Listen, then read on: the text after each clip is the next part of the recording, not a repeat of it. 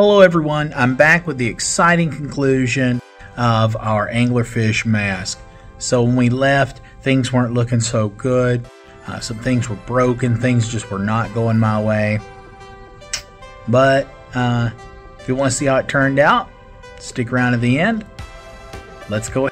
So if you'll recall, I had a lot of trouble with this mask. I took a student's design, I changed it up a little bit, redesigned it, reformed it.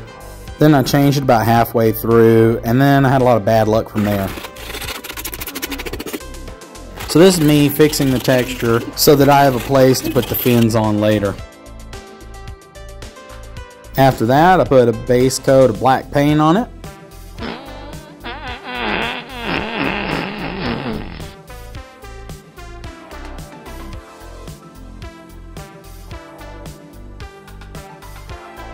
When I get down low in a bottle of paint like this, I don't like to waste it. I go ahead and cut it open and use that jug as a palette and make sure I get all that paint out of there. Waste not, want not. After that, I put on an underpainting of some of the colors that I wanted to use, and then I did a brush over the top of that to kind of bring out some of the highlights and give it a little bit of variety. A brush over is very similar to dry brush. It's only getting the raised up spots. It's just there's a little more paint on the brush.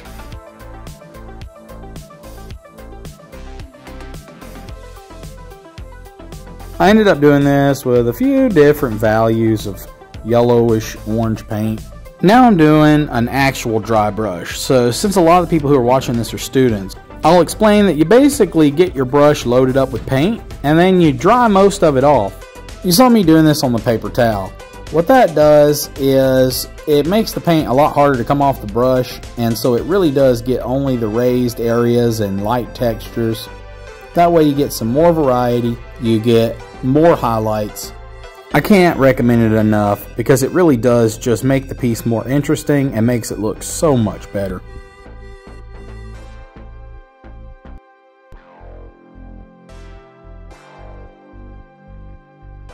I came back and did the same thing for the blues. I just mixed up some lighter blues, did some brush overs and dry brush on there.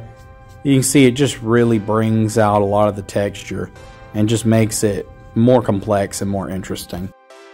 It's almost like magic the way it transforms the piece before your very eyes.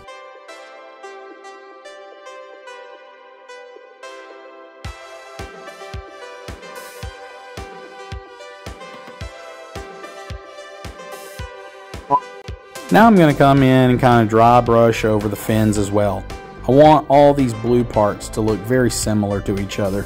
This will give us repetition and unity. I mean, look at the difference that makes.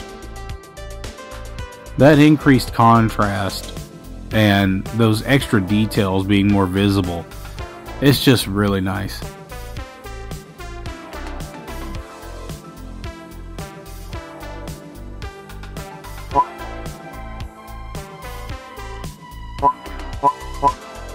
We can't forget about these little gimlets.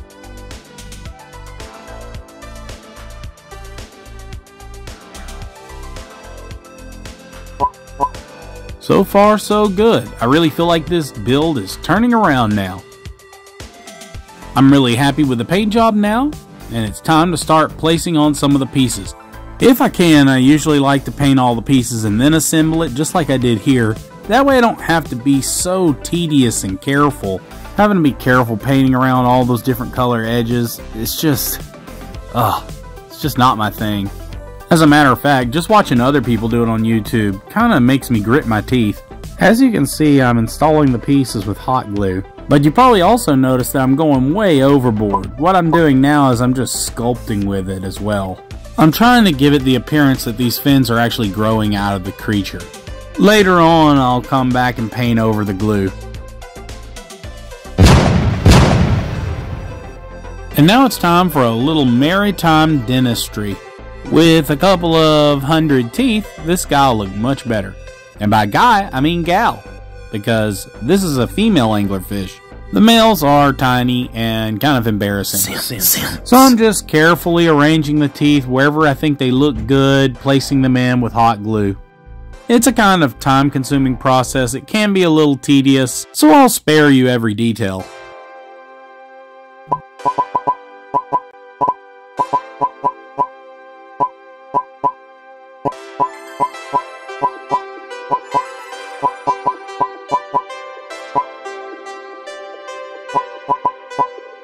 What a lovely smile. I used to date a girl with teeth like that once. I accidentally broke my old plasma globe, and the students broke the wiring and switches inside the mask. So after I got all of it rewired, I mounted in the on-off switch. I also put in a USB power cable, that way I can run it off of a battery pack when I'm wearing it, or plug it into the wall whenever it's being displayed. It already had this capability, but I rewired it to be more streamlined. Well, I got to looking around at my reference photos, and I noticed that a lot of anglerfish, they have like a lighter color around the mouth, and I thought that'd be a nice little way to add some variety. So I did some more dry brushing and brush overs on that area. I feel like it was a good decision, and it really added something to the piece. After I finished this layer, I mixed up a little bit of a lighter layer and laid that over the top of this one. You've seen me paint teeth before, so I didn't bother showing you this aspect of the build. They're not done in this part of the video, but I did go over and over them again and again with a bunch of washes to make them look like real stained teeth. Now I've got my battery pack wired up, and it fits perfectly in the recess I've made. I've also added a little bracket here to keep my connections sturdy and reinforced. Now it's time to make a cover for safety, convenience, and just for aesthetics. I'm going to use a little chipboard to make the cover. I don't usually buy chipboard. I save it from the backs of notepads. As you can see, that's what this one came off of. I also save it from boxes like cereal boxes and things like that. It's very cost effective and good for the environment. I'm going to take the trimmings that I just made and use it as a template so that I can get a symmetrical lid. Now that I've got the shape that I want, it's time to add a little bit of a curve to it by running it across the edge of the table. A quick mock-up will let us know if the lid fits. Now for a coating of black acrylic to make it stronger and fit the finish of the rest of the mask. When we're done, no one will be able to tell what this is made out of.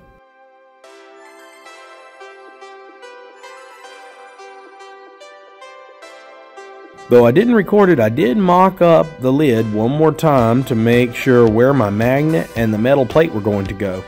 I'm going to secure one rare earth magnet in this lid with a little bit of hot glue. I could hide this magnet and the metal plate, but I'm not too concerned with it showing. It is on the inside of the mask after all. I put the magnet on this side so that the forces of opening and closing it wouldn't pull it off. Some of you guys know this, some of you don't. I'm actually a real artist. So my son came up with an excellent idea. He was asking me, why don't I take some of my art and showcase it in my videos and just do either some shorts or just kind of show it for a second in some of my videos. I thought that was a fantastic idea, so I thought I would just add maybe like a little brief slideshow of some of my art here in the middle of this video, just so you can see what I do like when I'm actually really working and not just playing around. So these are some of my paintings that I've been working on. These are all oil, spray paint, and acrylic on a masonite base with reclaimed styrofoam and sculpture epoxy. I'll go more into what these are about and what's going on here maybe in another video. But for right now, I just want to kind of introduce my work to everybody here. These here on the end are installation pieces. This one here is a small section of a larger installation piece that I do called the amalgamation. I hope you enjoyed this. If you want to see more of my work, you can go check it out at jeremyjonesart.com. Now back to our fishing. This is a little hand puppet that I found a few years back, and I kind of hung on to it because I really like puppets. I have this thing for puppets. I need some eyes for my mask, and I think these lenses will do quite nicely.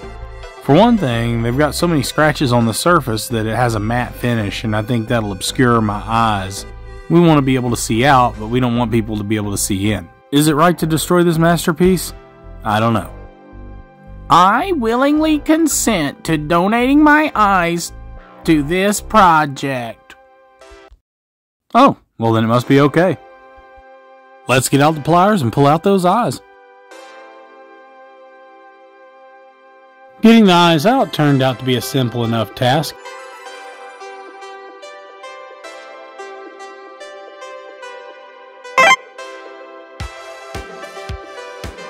I'm trimming up the edges here, but I ultimately take these over to the belt sander and trim them up and make them a lot smaller.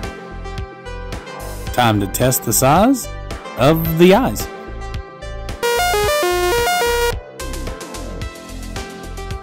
Now time to lock these lenses in place with a little hot glue. I'm going to build it up nice and heavy here, that way it looks like the eyes are kind of sinking into the head.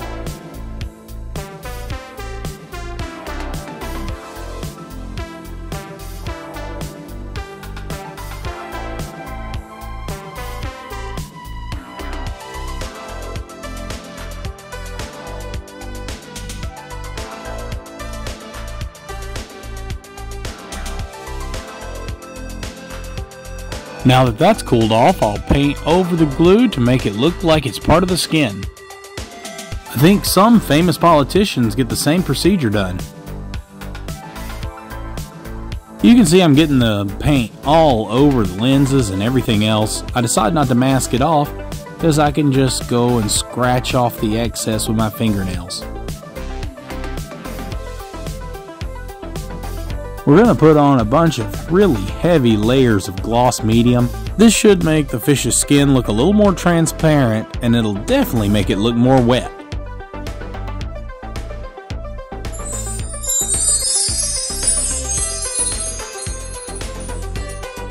Several coats later and we have one glossy fish. Just look at that complexion. The globe works like a charm, and now the mask is interactive just like I wanted.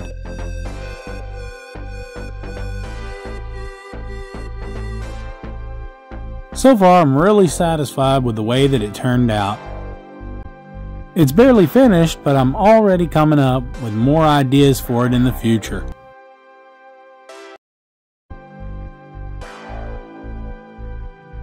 Thank you guys for watching. There's nothing left now but the glamour shots.